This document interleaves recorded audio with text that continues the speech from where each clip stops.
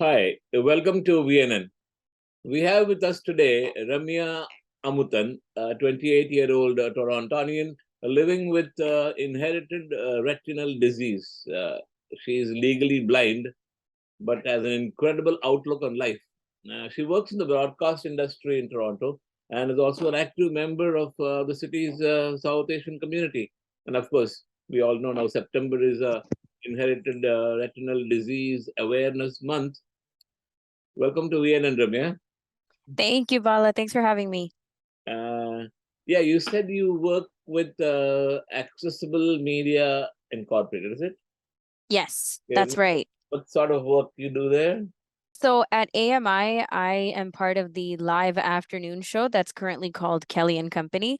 And AMI is a national broadcaster. We cater to and have a lot of content from the disability communities, because there's many all across Canada. So we hear from many people with many voices and living with all kinds of disabilities. They share their stories and recreate and curate that content on AMI. I mean, tell me, I mean, what were there any warning signs or symptoms associated with your vision loss? So I was born with the IRD condition that I have, which is called Leber's congenital amaurosis. So for me personally, I didn't notice many signs and symptoms because I was very young, starting to adapt with my vision. However, my mom, who gave me birth in Sri Lanka, um, had a lot to discover and learn as she raised me, understanding my vision. Actually, this that was, I mean, your experience was what, it started in school or when you came to Canada? How did Well, you know? I mean, how did you, what was happening actually with you?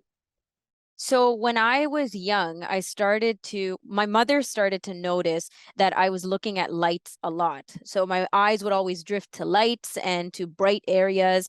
She said that I wouldn't look at different things like color. You know, babies like to see color and moving objects and fun, shiny things. And she said that that kind of stuff didn't interest me. She said that I would only look towards light. And so when I was in school, I started to notice, I didn't know how other kids saw, but I knew that I couldn't see the chalkboard and I couldn't see small print. If people were reading regular paper, regular print size, I wasn't able to read that. So um, I started to learn Braille a little bit, but also I was using big prints, big papers. I remember these books that would be big as my desk so that I can go through school. I mean, were there any warning signs or symptoms before, or you, or it was inherited, isn't it?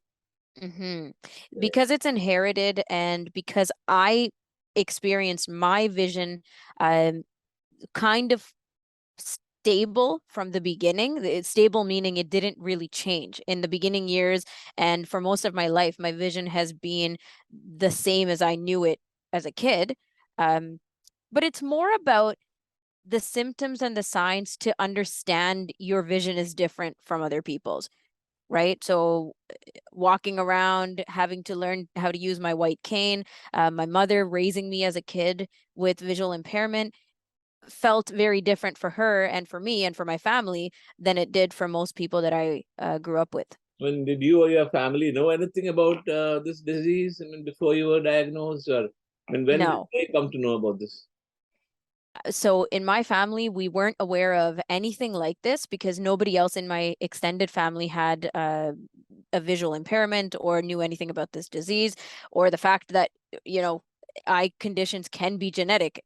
We didn't have any idea about all this stuff. So as we came to Canada, my mom started to research, get in touch with the research uh, members and physicians, ophthalmologists at Sick Children's Hospital in Toronto. That's when we started to learn and gain the information about my condition. And how old were you then at that time? I would say I was very young. I think around 6 or 7, we started to get deep into the information around my vision, going to doctor's visits at least once a year, if not more, having a lot of testing done, genetic testing, as well as just images of my eye, images of my retina, and really gaining the understanding that this is genetic and my parents have this mutated gene that resulted in my condition. I mean, there is no surgery or there's no cure for this condition. So at the moment, we are excited, at least with my condition, because Luxturna is now Health Canada approved. And this is a gene therapy option for people with LCA, Leber's congenital amaurosis. And we're still in the midst of figuring out the funding. So how people with LCA will receive this treatment option, but we're really, really close. And that's really exciting, right? Because we grew up thinking that there was nothing or that there wouldn't be any progress, let alone we could barely understand our own eyesight. I mean, is there any organization or association dealing with this disability? Absolutely. There are many supports around Canada, around the United States. When we're talking about research, I immediately think of Fighting Blindness Canada because they do so much work to progress research in this field of IRD and conditions related to similar to mine. However, there are also other organizations such as CNIB, the Canadian National Institute for the Blind, formerly known as well as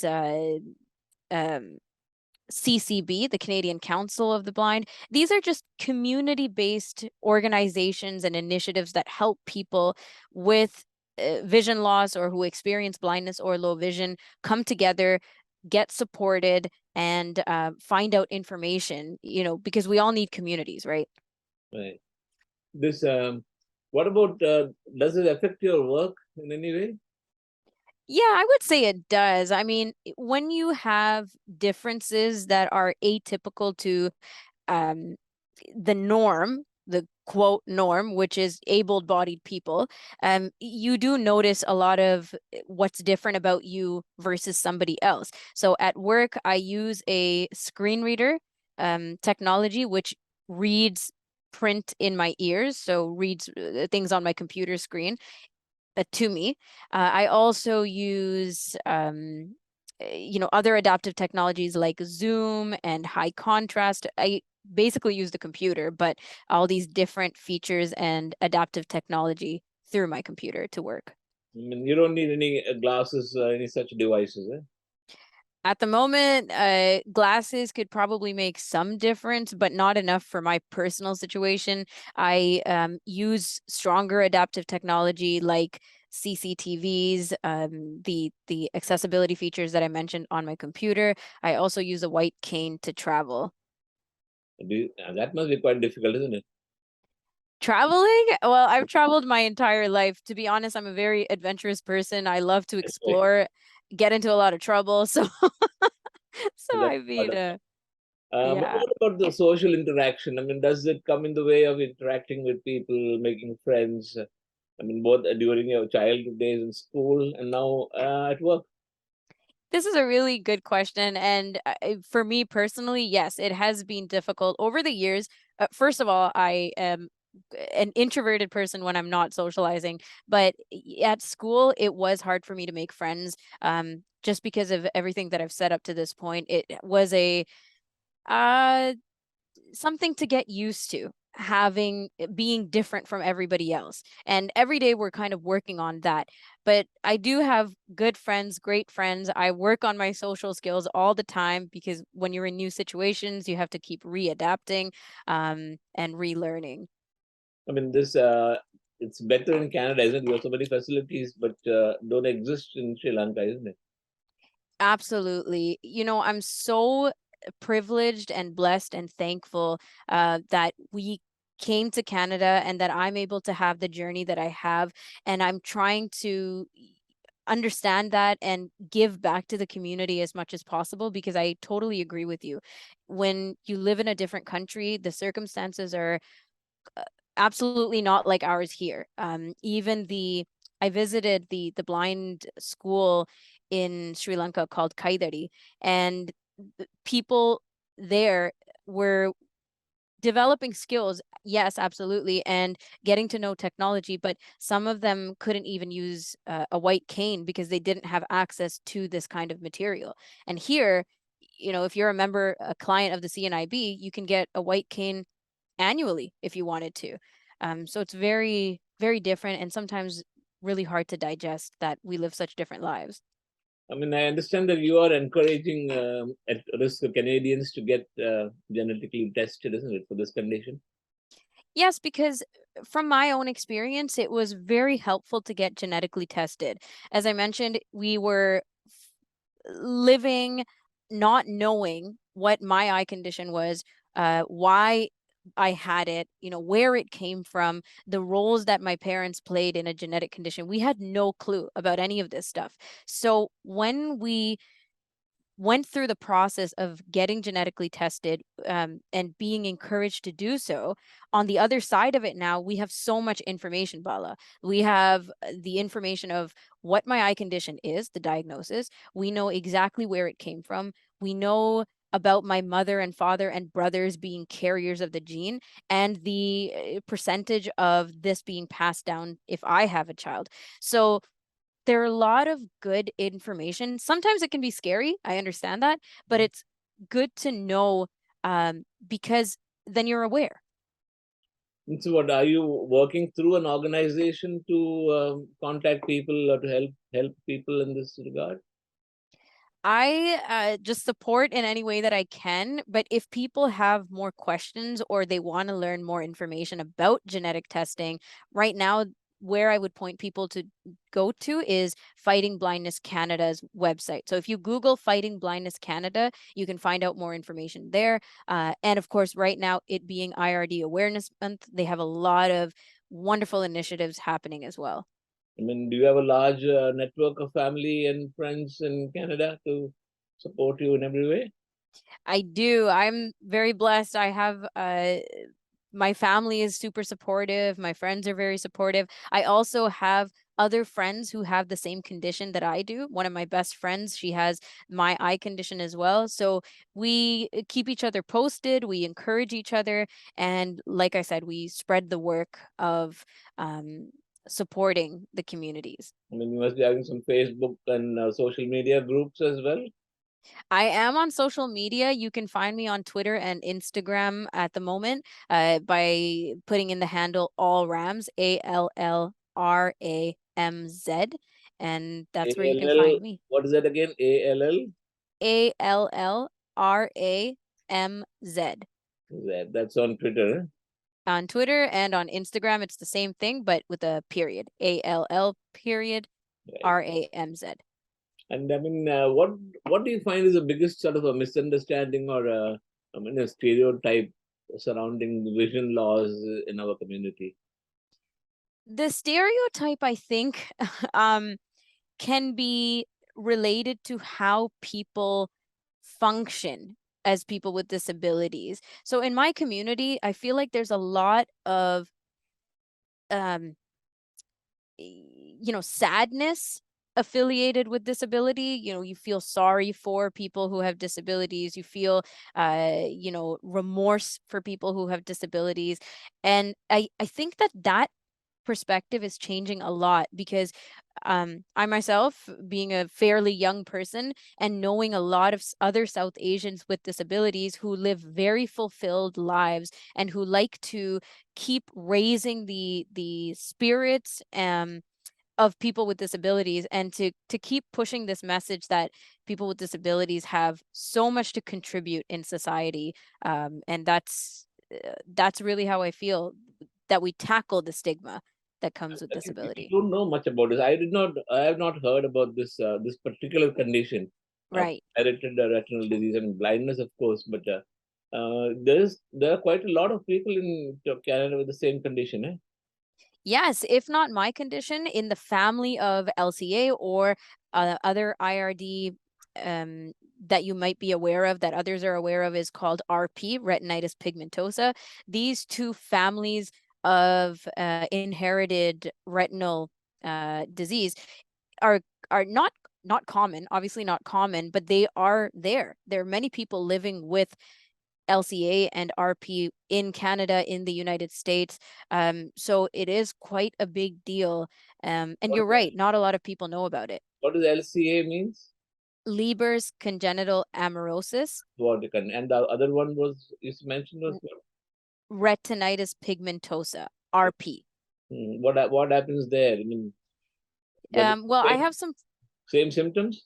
Similar in the cases that I've discovered and the people that I've talked to, but you can always check it out. The concept is the same. It's also an IRD. Okay. I mean, they say that there are about more than 1.2 million Canadians living with such vision loss of different kinds. Yes. They Yes, all come under the absolutely. same umbrella. Canadian, CI, what's the blindness? Canadian Association for Blind. What is that organization? Fighting Blindness Canada. Blindness. I mean, they look at all these sort of various disabilities. Yeah, absolutely. So Fighting Blindness Canada does incredible work. They do a lot of research and they have many affiliations with hospitals and organizations and pharmaceutical companies, just many partnerships and collaborations because their main goal is to move vision research forward. So the more research that the more conditions that they're aware of, the more research that they do, and the more information we find out about. And genetic testing plays a huge role in all of this as well. I mean, I think accessibility is the main issue, isn't it? I mean, that's the imperative need to get it to be included in the community. Did you find that difficult? Absolutely. Absolutely. Well, accessibility is an everyday conversation for someone like me, right? Because we're always talking about feeling like we are not included in society in the same way that an able-bodied person is. So, as a person who I identify as the intersectionalities of being a South Asian female with a disability, and so I experience various kinds of barriers, including accessibility, which relates to my disability, but also other ways that I need to, keep pushing myself up in feeling included. Do you find the fight is tough every day? It can be. I mean, we have a lot of good days as well because in Canada we have so many conversations like this one, right? We have so many conversations where we are sharing and communicating with somebody else, and you're spreading more truth, more awareness forward, which is really, really big. So all these conversations mean something to me all the time. And some days feel very tough because you feel like you move one step forward, two steps back. What But do you want to hopefully do? that's not the case. Yeah, what do you want to do going forward? I mean, what's the next step? For me, I just keep continuing to do what I do. I love to talk about accessibility. I love to keep spreading the awareness and learnings that I learn, as well as what others teach me. I want to expand and communicate with more people who have disabilities in order to continue my awareness of what disability is for different people. So therefore, we can, have a better, bigger picture. Yeah, that's true. Anyway, that is very interesting. You have given us some insight into this condition and how you live your life. Yeah. Anyway, thanks Yeah. a lot, Ramya. I mean, yeah, we have been we have been hearing Ramya Amuthan, a 28-year-old young woman who's been living with inherited retinal disease. And now we have an idea of what people go through who have this condition and other vision problems. Thank you for being with us, Ramya. And Thank you so much, Bala. wishing you all the best.